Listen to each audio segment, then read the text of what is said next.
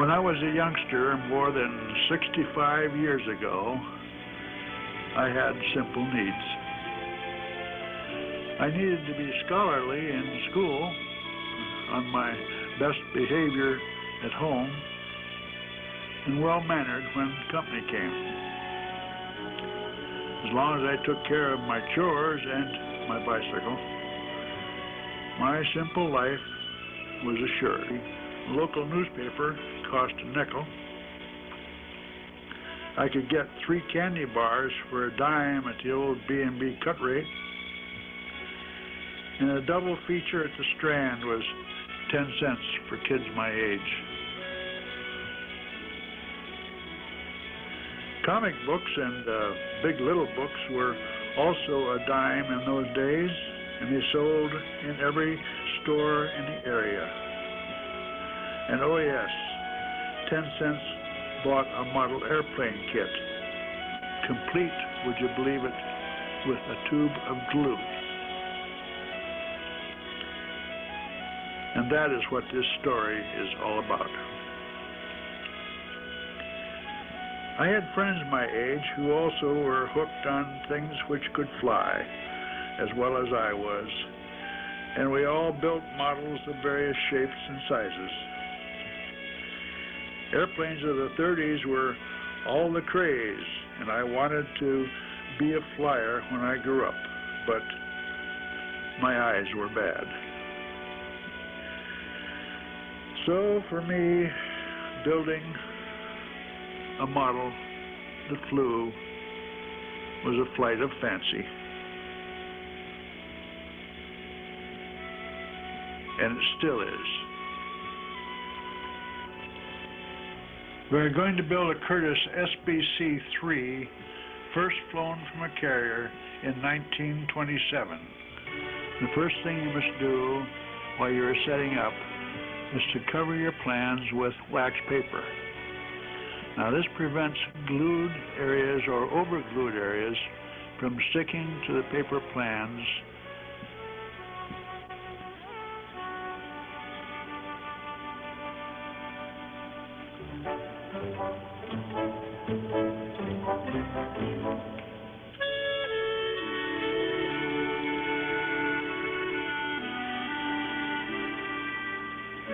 When the plans are laid out and you start to apply the balsa wood longerons to the plans, you'll notice I use special pins.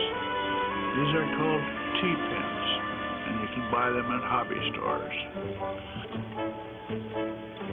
The glue we use is called CA.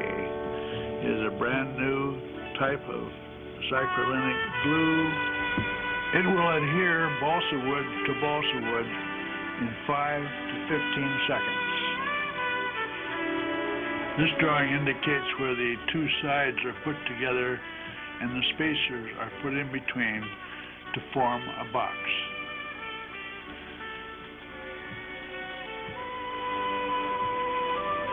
As you can see here, one side is positioned vertically, the other side is being built, and we are examining the size of the spacers in between on the bottom side.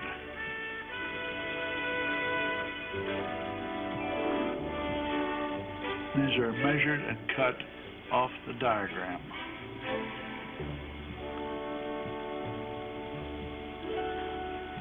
Then the other side is positioned vertically, and the 2 are glued together.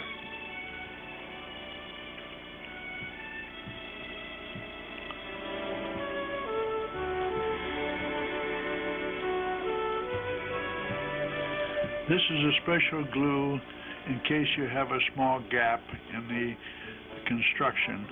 This will fill in. It is not the same as CA.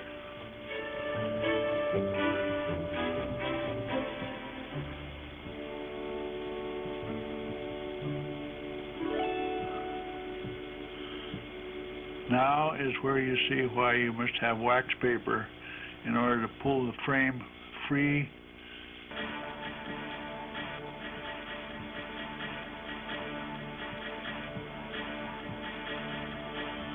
Now the frame is turned upside down, and the bottom spacers are put in place. This will finish off the box construction.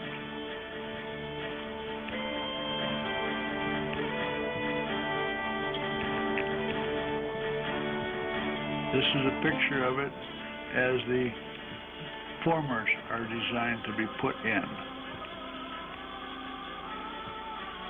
The formers are that round half-moon appearance. They go all the way down the top, the bottom, and both sides.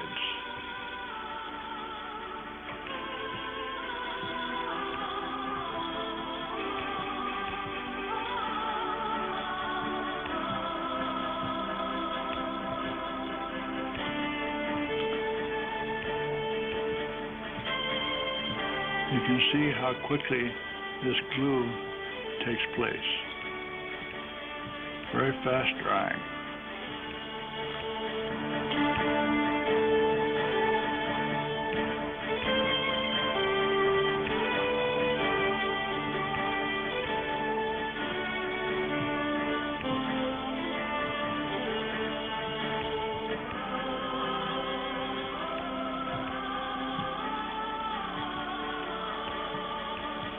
If you notice, all these formers have notches in them. The notches will have wooden stringers running the length of the fuselage.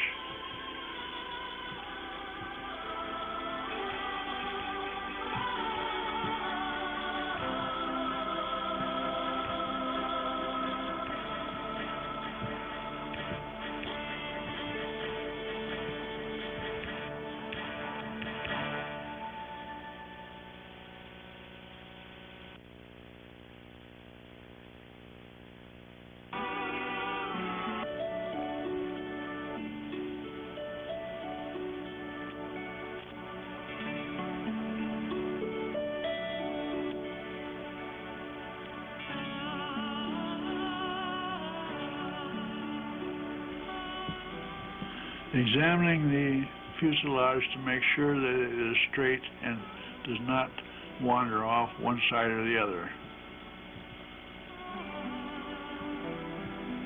Now you can see the number of stringers that have to go in place on the fuselage.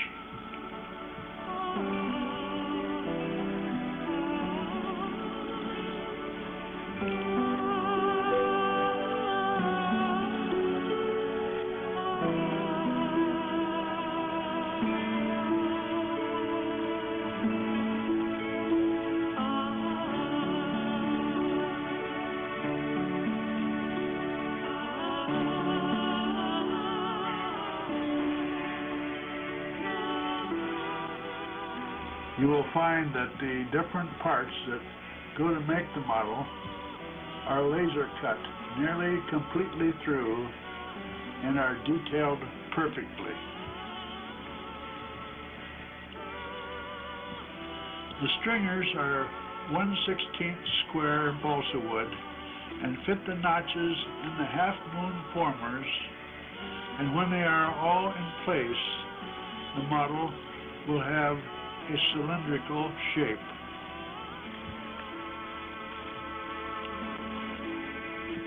When I got all the stringers in place, at this point, I installed the wire for the landing gear.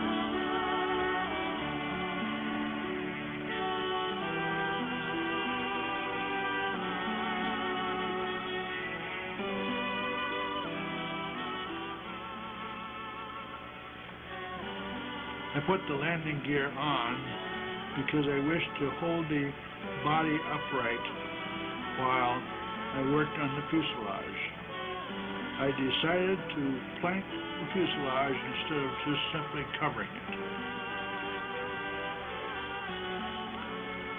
To plank an aircraft, you can adhere a large sheet of balsa where the curve is slight, and then cut it to fit. Cutting planks from 1/32 balsa requires an adjustable cutter tool.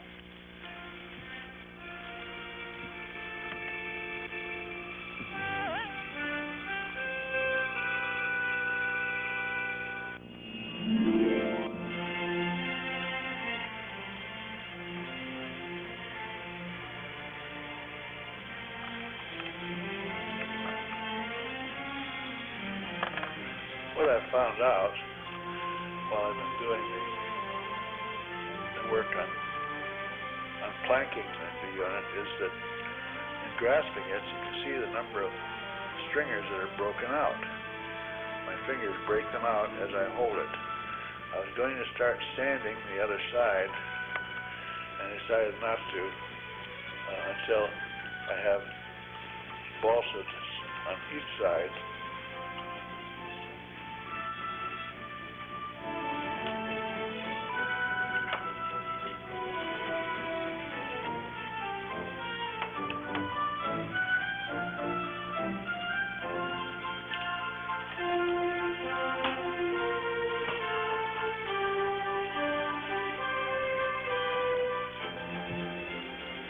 By holding the fuselage up against a bright light, one can see how tight the planking should normally be before filling or sanding occurs.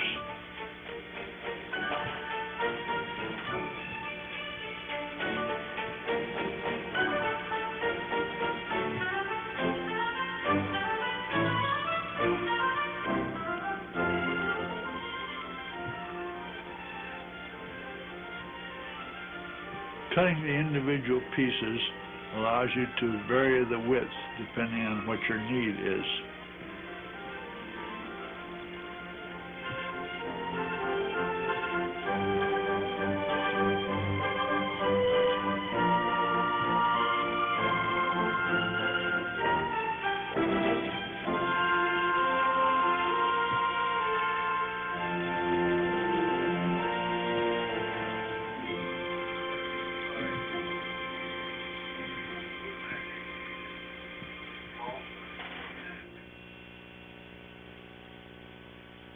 Balsa in a liquid form called model magic is now applied.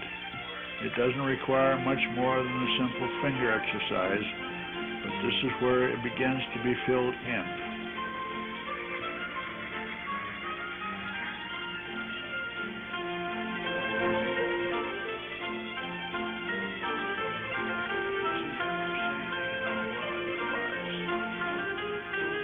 Model magic can be bought in your local hobby store.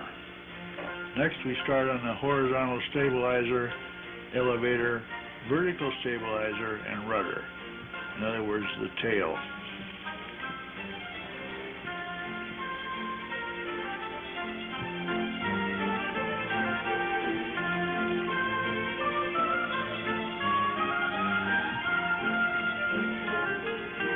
I decided after I had built them that I would cover them also. It was a simple thing to plank with large pieces, generally speaking, of balsa. This is the framework, in other words. Here again, using wax paper made the difference in getting the unit up off the drawings.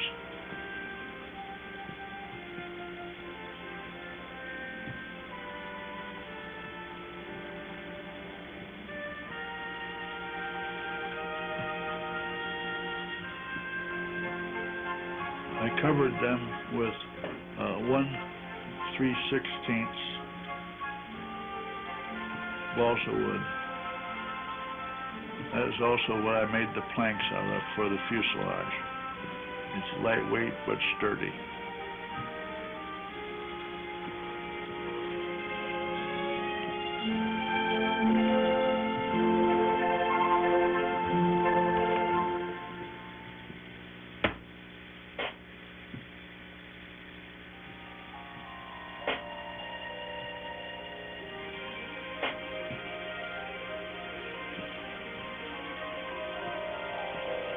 Starting on the wings, we start with the leading edge and the trailing edge, and the wing tip. The leading edge is the front edge of the wing.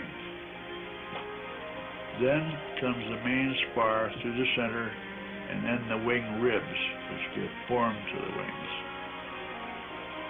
There's a center section left out because these wings have to tilt upward. This is called dihedral, and it is what gives stability to an aircraft when it flies. Not much, but some. Both sides having done, I left the center to be put together with dihedral.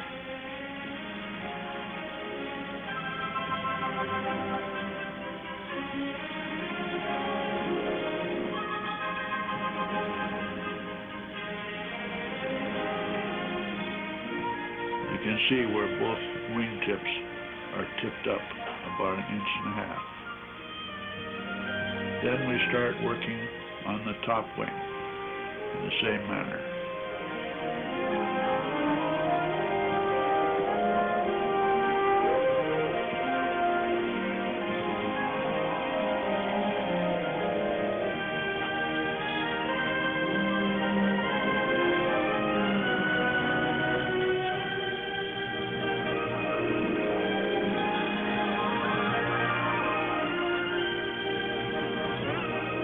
Aside to the construction of this plane would be a short history of model building.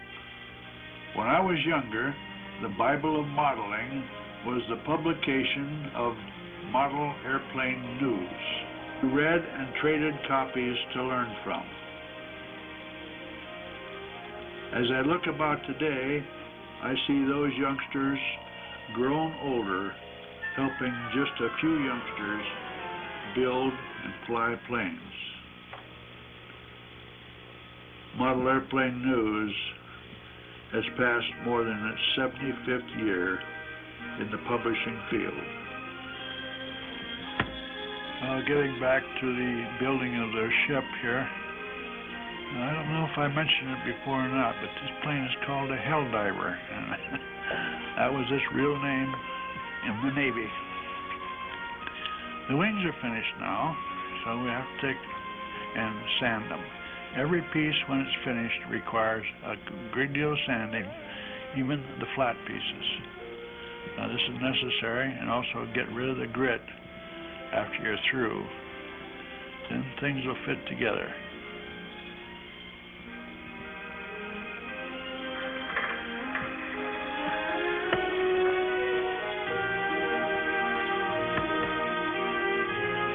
As you go, generally you try pieces on to make sure that they fit well, especially if it's a fairly tight section like the place where this wing has to fit into the fuselage.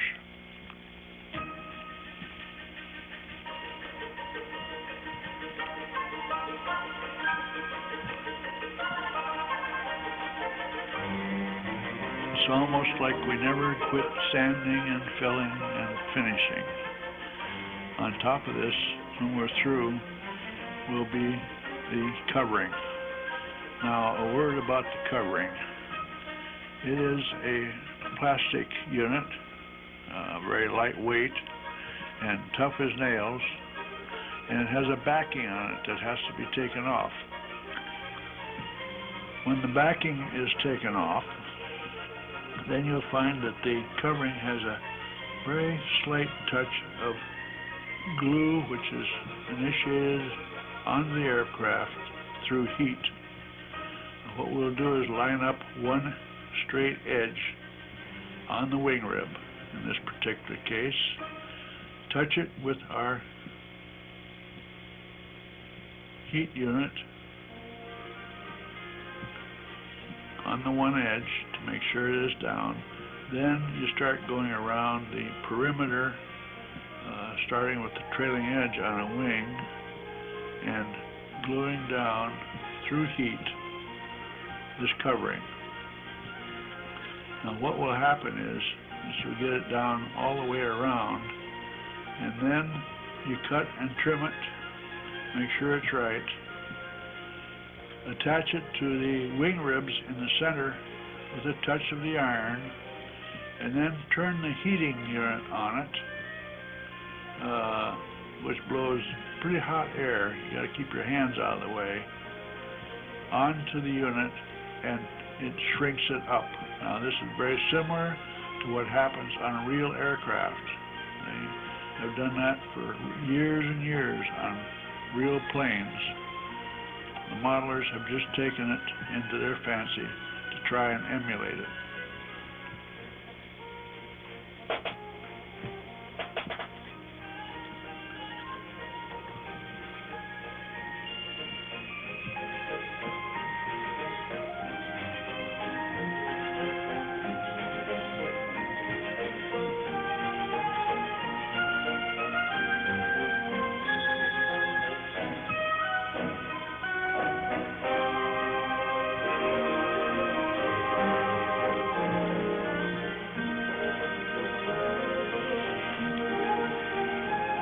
comes to the wing tips, you take a knife and cut around the perimeter. Later on you'll see it in a little closer detail, but cut it around so that when you run your heat gun around, it only glues down that portion and it doesn't put a strain on the piece next to it.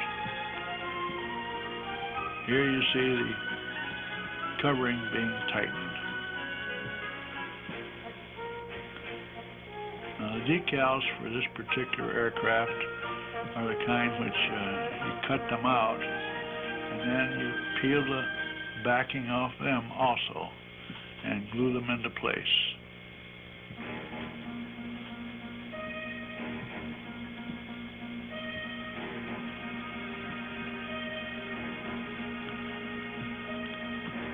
I've always preferred that over decals which have to be soaked in water and the backing taken off and then the item placed on the aircraft. Everything's all wet and it's sloppy and it takes a long time for them to dry. These are dry immediately. Same thing holds true for the areas that you're going to cover completely with covering. Make sure that you don't have any holes in the covering, little tiny holes, into the framework.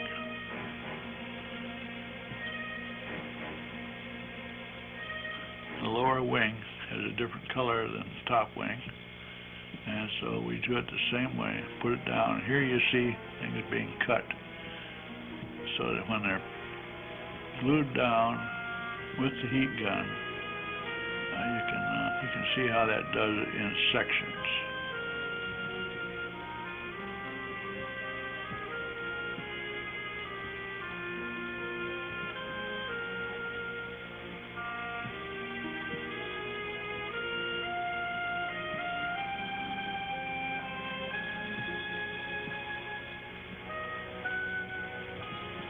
When you're working with a heat gun, you have to be doggone careful. It's pretty hot, that you don't shrink up the fabric too tight. Now there, it's too tight and I blew a hole in it.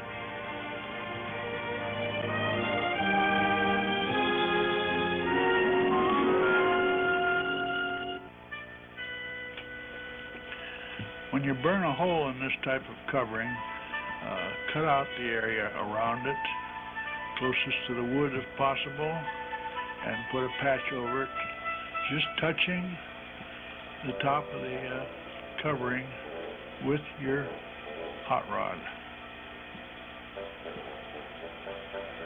I defy you to see this patch in the rest of the video. We go ahead and start putting in some of the extras that make an airplane an airplane.